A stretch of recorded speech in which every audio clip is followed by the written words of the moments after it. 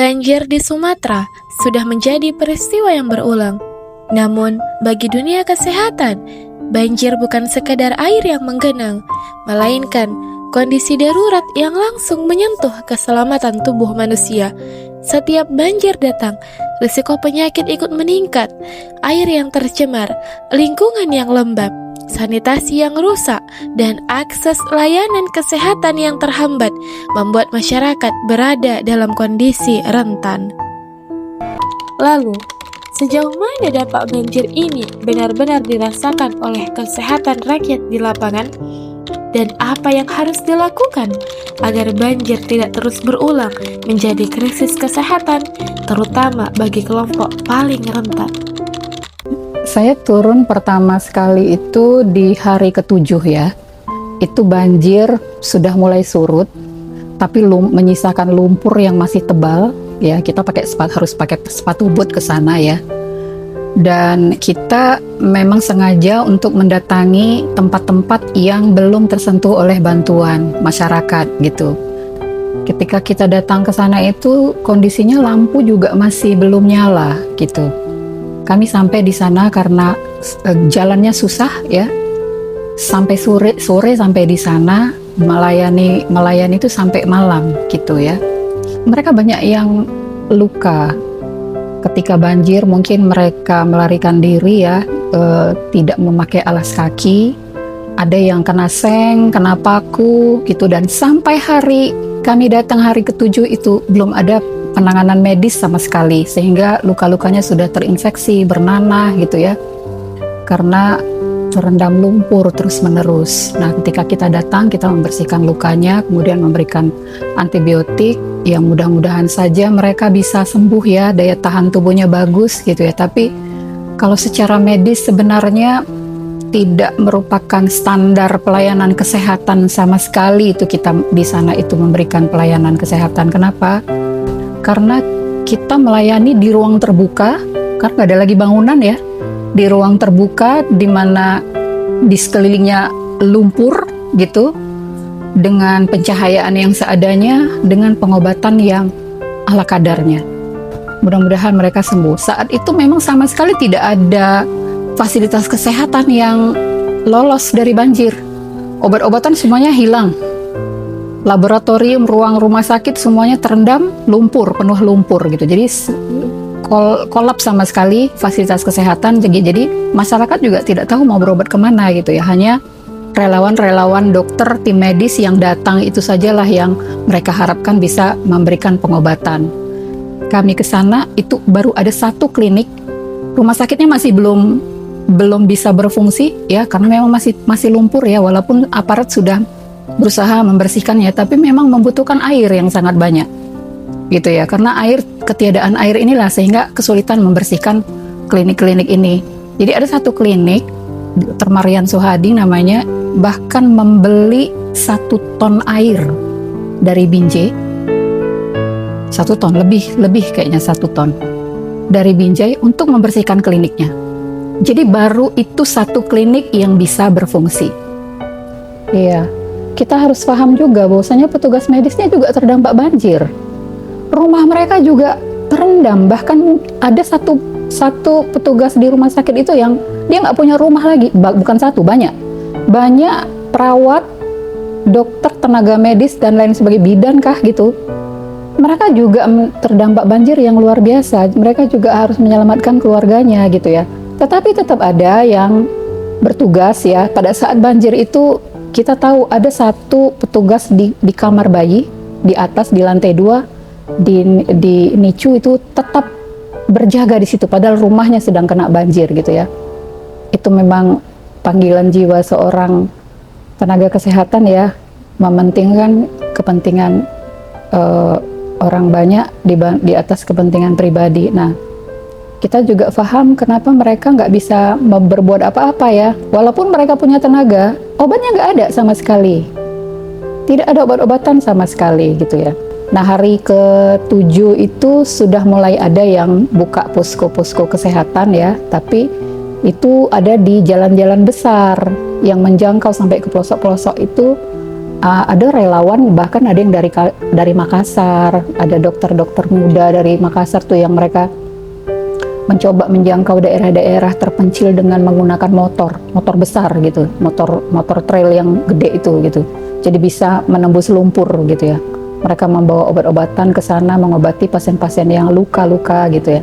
Kebanyakan mereka di awal-awal sih yang mereka luka, lalu kemudian karena sanitasi higienis yang buruk, ya jadi selanjutnya adalah diare yang banyak gitu.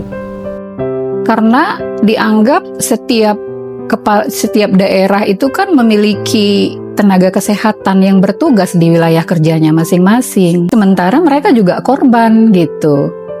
Jadi yang ke sana itu memang banyak relawan, bukan utusan pemerintah gitu. Kepala dinas kesehatan yang ada di provinsi maupun di kabupaten kota, di tempat-tempat terdampak banjir gitu ya. Pasti adalah bantuannya juga, tapi kita tidak terinfokan mungkin ya, tidak terlihat di lapangan sebagai tenaga kesehatan utusan pemerintah, itu tidak terlihat gitu.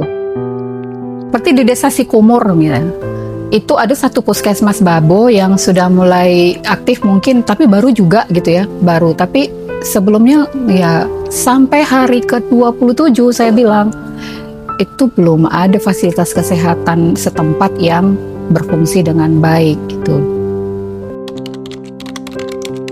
Jadi sebenarnya kalau untuk yang paling penting ini bagaimana supaya bencana seperti ini tidak terjadi lagi gitu ya. Kan kita sudah tahu penyebabnya. Kalau misalnya deforestasi tidak dihentikan, ya kan, alih fungsi lahan hutan yang secara legal diberikan oleh pemerintah tanpa memperhitungkan ekosistem, ya ini kan akan berulang terus gitu.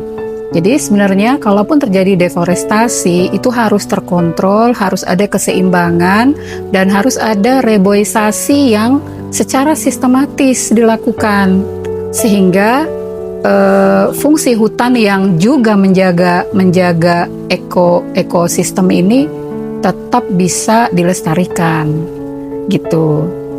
Dari sisi keilmuan itu sudah suatu keniscayaan gitu loh. Kalau ini tidak dilakukan pencegahan, ya tentu saja akan terjadi lagi. Sebenarnya kan alam ini kan disediakan oleh Allah itu memang untuk kesejahteraan manusia.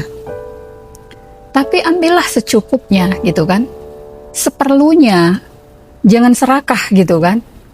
Jangan ambil semua gitu. Sehingga alam jadi rusak dan yang menikmati segelintir orang, yang menderita sangat banyak orang. Kerugiannya sangat-sangat tidak kerugian yang ditimbulkan ini sangat dahsyat dibandingkan dengan keuntungan yang sudah dinikmati oleh segelintir orang gitu. Ya, ini pelanggaran hak asasi manusia juga.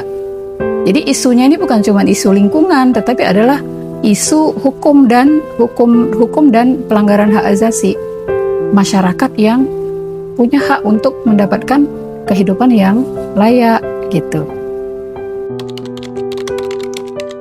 Sistem khilafah itu ya sebagai umat Islam, sebagai orang yang beriman, itu kan memang ajaran Islam ya. Kita nggak boleh menolak ajaran itu gitu ya.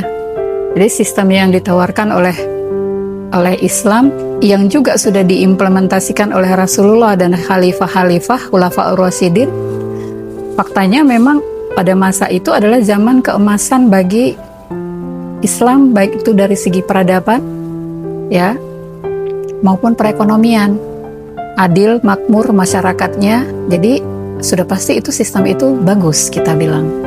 Gak ada alasan kita untuk menolak sistem khilafah sebenarnya gitu. Sekarang masalahnya kita bukan negara Islam. Itu yang pertama. Bagaimana bisa penerapan syariat Islam ini bisa berjalan? Ada satu sistem yang bisa ditawarkan walaupun kelihatannya sulit ya untuk dilaksanakan, tetapi bolehlah diusahakan ya kan. kepada masyarakat aja lah ya. Kalau kepada pemerintah, biarlah para pakar yang memberikan masukan ya. Kepada masyarakat lah terutama ya. Ya harus siap siaga dengan kejadian-kejadian seperti ini lagi gitu ya. Kemudian salah satu juga yang menyebabkan resapan air berkurang itu kan pendangkalan sungai ya. Daerah aliran sungai itu terjadi pendangkalan, kenapa? Karena bertambahnya pemukiman di sana, sampah yang bertumpuk di sungai gitu ya. Coba sama-sama lah menjaga kebersihan lingkungan, aliran air terutama ya, supaya kalaupun terjadi hujan ekstrim bisa mengalir dan tidak membuat banjir. Harapannya mitigasi lah ya. Ya, upaya preventif dan preemptif terhadap bencana banjir ini harus ditingkatkan terus ya gitu. Dan kalau terjadi bencana itu betul-betul tanggap daruratnya itu segera, urgentnya itu segera gitu.